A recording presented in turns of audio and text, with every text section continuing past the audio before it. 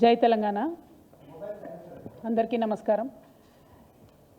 ఈ రాష్ట్రంలో కాంగ్రెస్ ప్రభుత్వం వచ్చినప్పటి నుండి ప్రతి సందర్భంలో పోయిన ప్రభుత్వం అప్పులు ఎట్లా చేసింది, రాష్ట్రాన్ని ఎట్లా దివాలా తీసిపించింది అనేటటువంటి అంశాల మీద మాట్లాడడం, అదేవిధంగా పదే పదే వేల కోట్ల రూపాయలు అప్పులు తీసుకొని రావడం, ఖజానా మీద భారాన్ని పెంచడం, కానీ తెచ్చినటువంటి అప్పుతోనే ఒక్కటి కూడా పనికొచ్చేటటువంటి పని చేయకపోవడం అన్నది మనం గత 16 నెలలుగా చూస్తున్నటువంటి సందర్భం.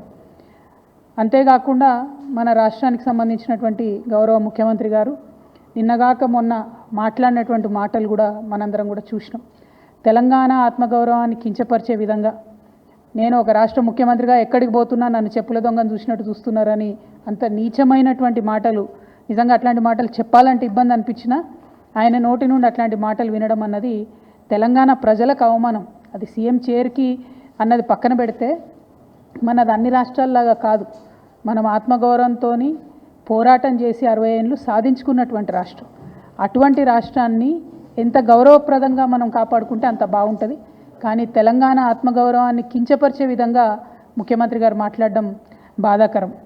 అయితే ముఖ్యమంత్రి గారి మాటల వెనకాల ఆక్రోశము, బాధ వేరే ఉన్నది. ఏంది వేరేది? మొన్ననే మనం చూసినాం, 400 ఎకరాలు కంచగచ్చిబౌలి భూముల్ని కుదోబెట్టి 10,000 కోట్ల రూపాయలను అప్పుగా తీసుకొని రావడం జరిగింది. యావత్ ప్రపంచం ముందు తెలంగాణ పరువు తీసినటువంటి ఉదంతాన్ని కూడా చూసినాం. అక్కడ ఉన్నటువంటి నెమళ్లను, చెట్లను అన్నిటినీ నాశనం చేస్తే ప్రపంచవ్యాప్తంగా ఉన్న పర్యావరణవేత్తలందరూ కూడా బాధపడ్డ విషయం చూసినాం. మరి ఎందుకంత పట్టుదల? ఎందుకు ఆ భూములు అమ్మాలి? ఎందుకు 10,000 కోట్లు తెచ్చుకోవాలి అంటే ముఖ్యమంత్రి గారు కంప్లీట్గా ఆలోచన ఏంటంటే తెలంగాణ రాష్ట్రంలో టీఎస్ఐఐసిలో, ఇదివరకు టీఎస్ఐఐసి అన్నాము, ఇప్పుడు వాళ్ళు టీజీఐఐసి అంటున్నారు, ఇండస్ట్రియల్ ఇన్ఫ్రాస్ట్రక్చర్ డెవలప్మెంట్ కార్పొరేషన్లో 1,75,000 ఎకరాల పైచిలకు భూమి కేసీఆర్ గారు జమ చేసి పెట్టిండ్రు. కేవలం హైదరాబాద్లో కాదు, జిల్లాలలో ఉన్నటువంటి అన్ని కేంద్రాలలో కూడా ఫ్యూచర్లో ఇండస్ట్రియల్ ఎక్స్పాన్షన్ కోసం అని చెప్పి టీఎస్ఐఐసిని ఒక స్ట్రాంగ్ పవర్ఫుల్ ఎంటిటీగా తయారు చేసి పెట్టిండ్రు. ఇవాళ రేవంత్ రెడ్డి గారి కుట్ర ఏంటంటే ఆ భూములన్నింటినీ కూడా కుదవబెట్టాలి. కంచెగచ్చిబౌలి శాంపుల్ మాత్రమే 1,75,000 ఎకరాల తెలంగాణ వ్యాప్తంగా ఉన్న భూముల్ని కుదవబెట్టడానికి ఒక మంచి కుట్రపూరితమైనటువంటి స్కెచ్ రేవంత్ రెడ్డి గారు తయారు చేసుకున్నారు. మరి తయారు చేసుకున్నారు, కానీ ఆ విషయాన్ని ప్రజల నుంచి దాచిపెట్టాలనేటటువంటి ప్రయత్నం చేస్తున్నారు. మీ అందరికి కూడా తెలుసు, నా దగ్గర నిర్దిష్టమైనటువంటి ఆధారాలు లేకపోతే నేను మాట్లాడను. ఇవాళ నా చేతిలో ప్రభుత్వం ఇచ్చినటువంటి జీవో నంబర్ 12 ఉన్నది. GO number 12. ఈ జీవో ఏప్రిల్ 11వ తారీఖున ఇచ్చిర్రు ఈ సంవత్సరంలో. కానీ ఇది మీకు ఎక్కడ ప్రభుత్వ వెబ్సైట్లో కనబడదు, ఇండస్ట్రియల్ ఇన్ఫ్రాస్ట్రక్చర్ కార్పొరేషన్ వెబ్సైట్లో కనబడదు, ఎక్కడ కూడా కనబడదు. ఎందుకు ఇంత రహస్యం? ఎందుకోసం దాచిపెట్టినరు? ఏమున్నది ఈ జీవోలా? ఇది చెప్పడానికే నేను ఇవాళ తెలంగాణ ప్రజల ముందుకు రావడం జరిగింది. ఈ జీవోలో ఏం చెప్తుందంటే ప్రభుత్వము ఇప్పటి వరకు Telangana state industrial infrastructure corporation అనేటటువంటిది ఒక ప్రైవేట్ లిమిటెడ్ కంపెనీగా ఉన్నది. ఇప్పుడు దాన్ని రేవంత్ రెడ్డి గారి ప్రభుత్వం నిర్ణయం తీసుకొని పబ్లిక్ లిమిటెడ్ కంపెనీ కింద మార్చడం జరిగింది. మరి ఏం మార్పు వస్తుంది ప్రైవేట్ లిమిటెడ్ కంపెనీ నుంచి పబ్లిక్ లిమిటెడ్ కంపెనీ చేస్తే అంటే ఇంకా 1,000 కోట్లు ఎక్కువ రుణాలు తీసుకొచ్చేటటువంటి అవకాశం ఉంటుంది. మొత్తం తెలంగాణలో ఉన్నటువంటి 1,75,000 ఇండస్ట్రియల్ ఐడెంటిఫైడ్ భూములు ఏవైతే ఉన్నాయో వాటిని అన్నిటినీ కూడా స్టాక్ ఎక్స్చేంజ్లో కుదవబెట్టేటటువంటి అవకాశం వస్తుంది.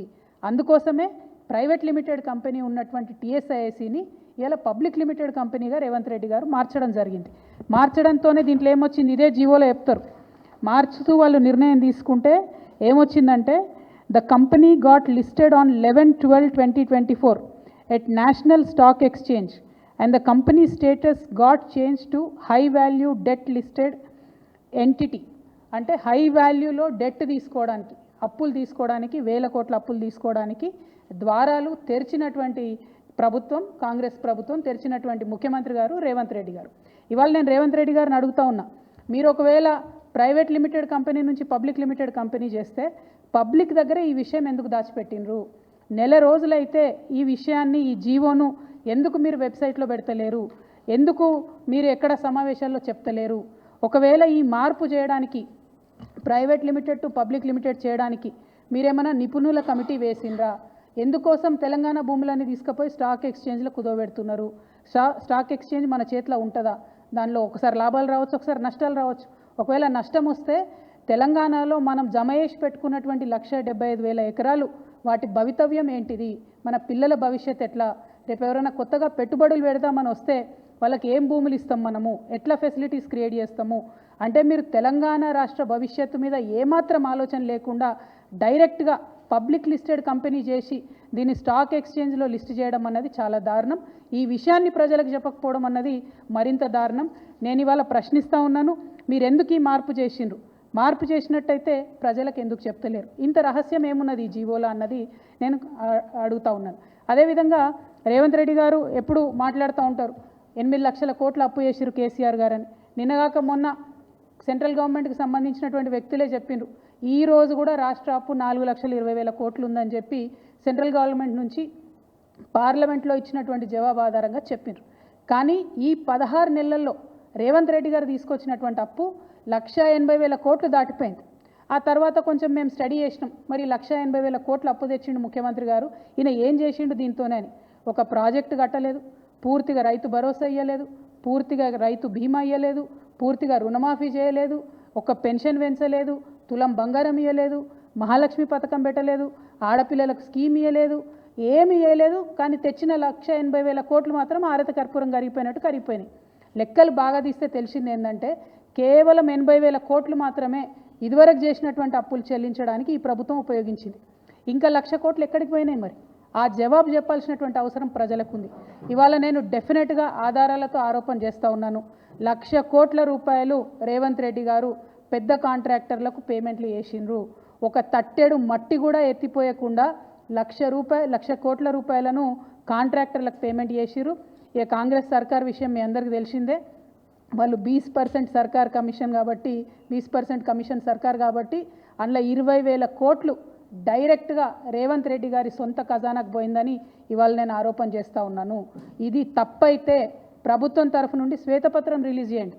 మీరు 1,00,000 కోట్లు ఏం చేసిండ్రో చెప్పండి. 80,000 కోట్లు మీరు డెట్ పే చేసినట్టు మొన్న బడ్జెట్లో ఇచ్చినటువంటి డాక్యుమెంట్స్ ద్వారా తెలిసింది. కానీ ఇంకా ఎందుకు అప్పు తెస్తున్నారు? తెస్తుంటే దానికి ప్రణాళిక ఎక్కడ ఉంది? ఏం ప్రాజెక్టు కట్టిండ్రు? ఇవాళ నేను కాదు, గ్రామాలలో ఉన్నటువంటి ప్రజలు బాధపడుతున్నారు. పల్లె ప్రగతి మొత్తం పడకేసింది. కనీసం మోరీలు క్లీన్ చేసేటటువంటి పరిస్థితి లేదు, ఈ జీతాలు ఇచ్చేటటువంటి పరిస్థితి లేదు. మరి ఎందుకు ఇన్ని వేల కోట్లు అప్పు తెస్తున్నారు? ఎందుకు రాష్ట్ర భవిష్యత్తును ఇబ్బంది పెట్టేటటువంటి పరిస్థితి క్రియేట్ చేస్తున్నారని నేను ముఖ్యమంత్రి గారిని డిమాండ్ చేస్తూ ఉన్నాను. ప్రభుత్వం ఖచ్చితంగా శ్వేతపత్రం ఇవ్వాలని కూడా డిమాండ్ చేస్తూ, మరి తెలంగాణ రాష్ట్ర గౌరవాన్ని ఒక పక్క తాకట్టు పెడుతున్నారు, అవమానపరుస్తున్నారు. ఇంకొక పక్క తెలంగాణ బిడ్డల భవిష్యత్తును కూడా నేషనల్ స్టాక్ ఎక్స్చేంజ్లో మీరు తాకట్టు పెడుతున్నారు. దీన్ని మేము తీవ్రంగా ఖండిస్తున్నాం. ఒకవేళ మీరు ప్రైవేట్ లిమిటెడ్ కంపెనీ నుండి పబ్లిక్ లిమిటెడ్ కంపెనీని చేయడంలో నిపుణుల యొక్క సూచనలు లేకపోతే ఈ నిర్ణయాన్ని వెనక్కి తీసుకోవాలని కూడా ఈ సందర్భంగా నేను ప్రభుత్వాన్ని డిమాండ్ చేస్తున్నాను.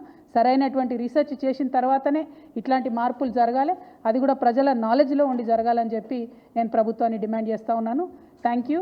జై తెలంగాణ.